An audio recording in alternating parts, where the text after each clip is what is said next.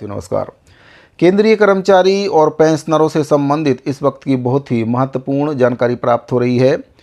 AICPI index फरवरी 2025 के जो आंकड़े हैं वह श्रम ब्यूरो के द्वारा जारी कर दिए गए हैं और जो आंकड़े आए हैं वे कर्मचारी और पेंशनरों के लिए काफ़ी निराशाजनक आंकड़े आए हैं।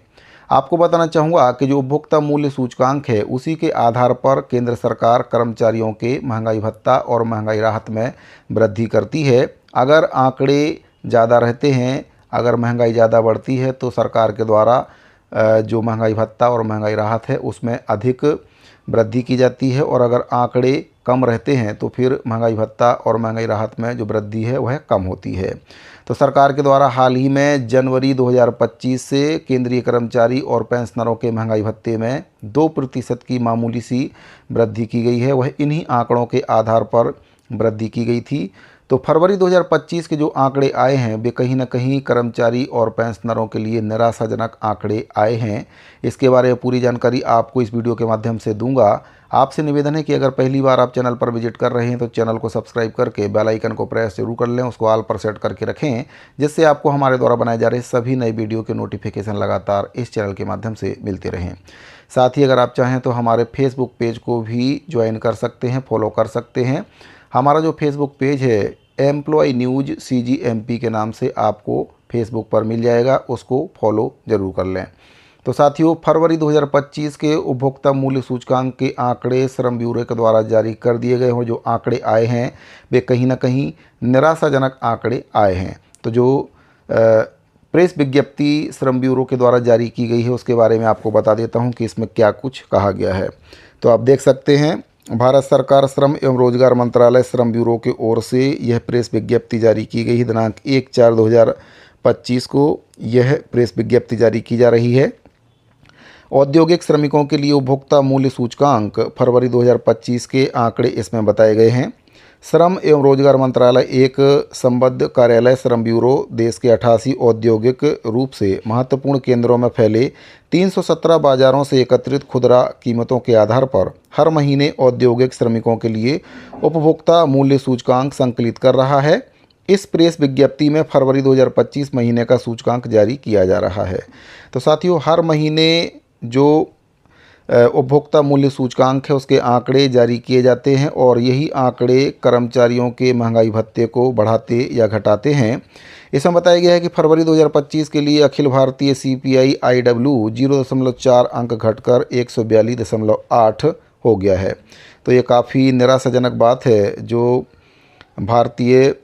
अखिल भारतीय CPI IW के आंकड़े हैं वह घट गए हैं।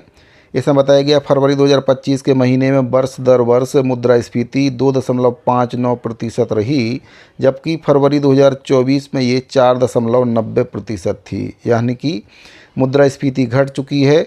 2024 में फरवरी के महीने में ही ये 4.90 पर थी, जबकि फरवरी 2025 में ये 2.59 पर आ चुकी है। CPI IW पर आधारित वर्ष दर वर्ष मुद्रास्फीति के जो आंकड़े हैं आप इस ग्राफ के माध्यम से देख सकते हैं। हर महीने के आंकड़े इसमें दिखाए जाते हैं। तो ग्राफ जो है नीचे की ओर इसमें आपको दिखाई दे रहा होगा। तो आंकड़े घट गए हैं, 2.59 पर ये आ चुके हैं। फरवरी 2025 के जो आंकड़े हैं इसमें दिखाई दे रहे हैं, जबकि फरवरी 2024 में यही आंकड़े आपके 4.90% पर थे। आप इसमें ग्राफ में देख भी सकते हैं।